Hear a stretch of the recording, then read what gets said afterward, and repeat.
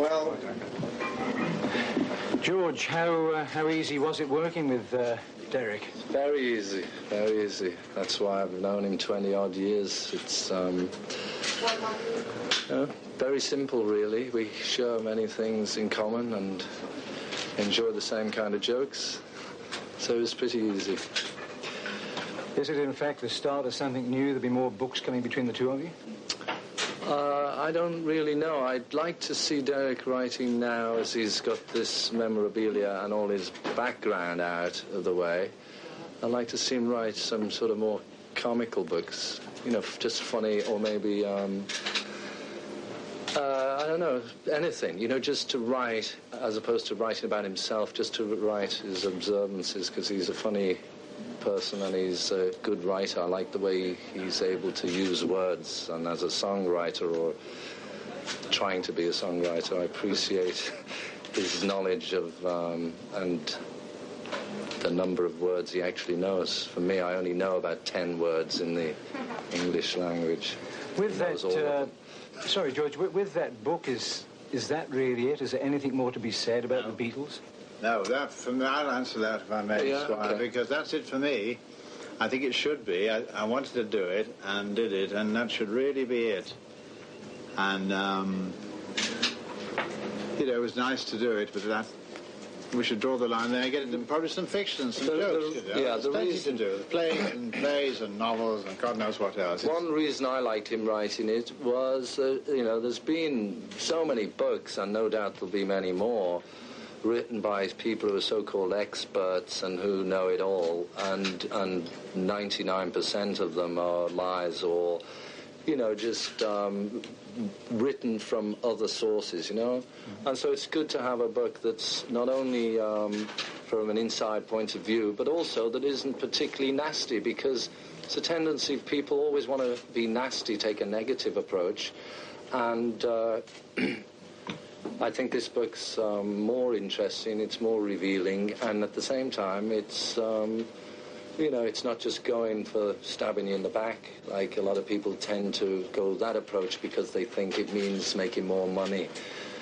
And so it's enjoyable in all different ways. Talking of money, there's a story on one of the wires that I'm making $1 million out of it. It's a matter of public record that the book is whatever it is in any given country, and I, as a struggling author, get 10%, no more, for 3 years' work, less tax. It'll probably be about 1,400. What would that be? About 10,000. About 10,000, 12,000 pounds. That's 4,000 a year. Wife, wonderful wife, and 6 fabulous children. Draining me dry. I'll have about 10 bob left for Perrier water, and that's the kind of life. That's true. My wife made this beautiful jacket. We live like peasants in Suffolk, and it's all right. But that I wanted to mention that, not because I resent the story, but because I couldn't be making $1 million.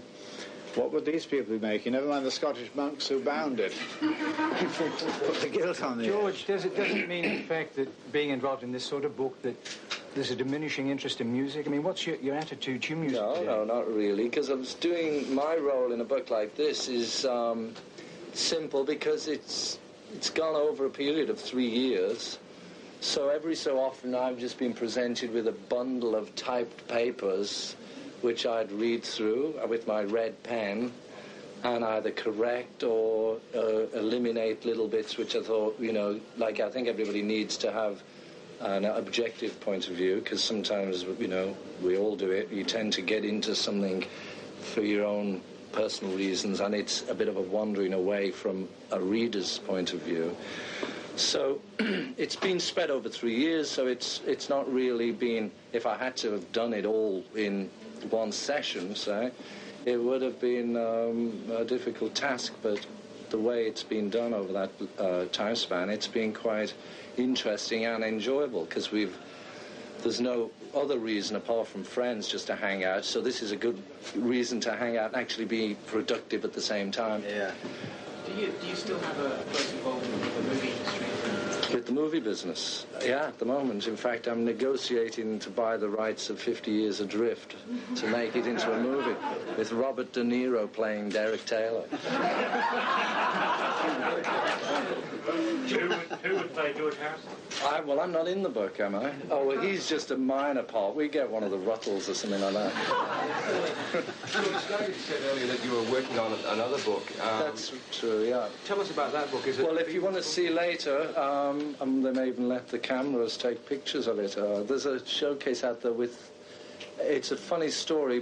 Brian Roylance, the publisher from Genesis in England, he met an out-of-work New Zealand artist who was a botanical artist called Keith West. He met him in the museum in London and somehow got talking to him, and it resulted in him asking me if I was interested in doing yet another book.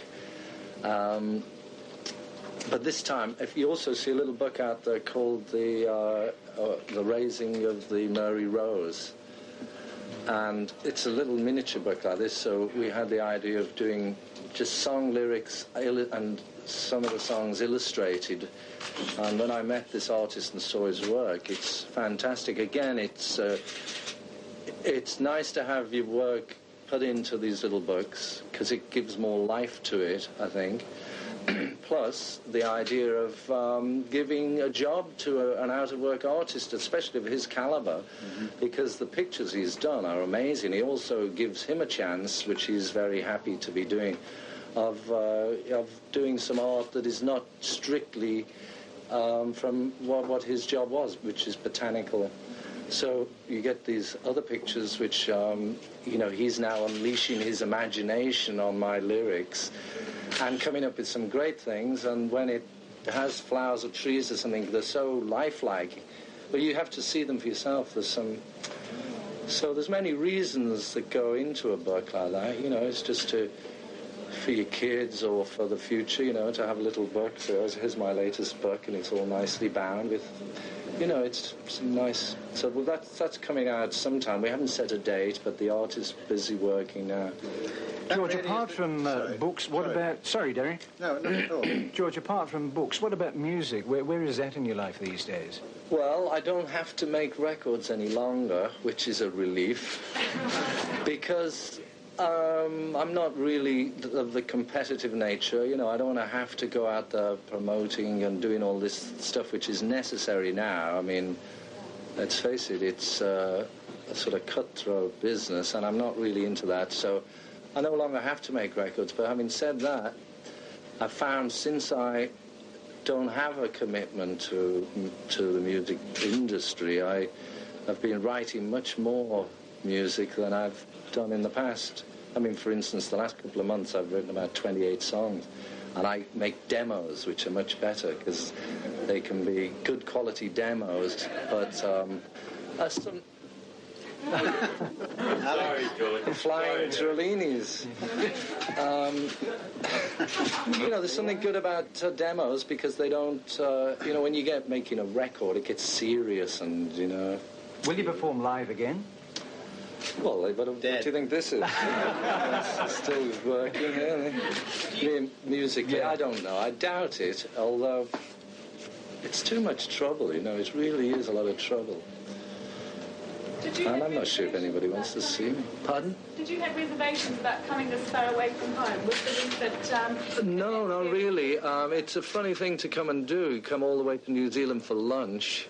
How did you do it then? Well, because of my involvement with Derek and the publisher, and also because New Zealand was just a place I wanted an excuse to come back here. Did you fear the book wouldn't sell if you didn't come to hype it? Well, I don't know. I mean, terrible word. That's I didn't. It didn't cross my mind. But if you're asking me, do I think by me being here will help get a little publicity for it? I'd say yes. But I came primarily because these people are my friends too, and I thought it'd be good fun to, come for a few days and have a look around. You said in the book yourself that if you hype something and advertise it fully enough, people will come along.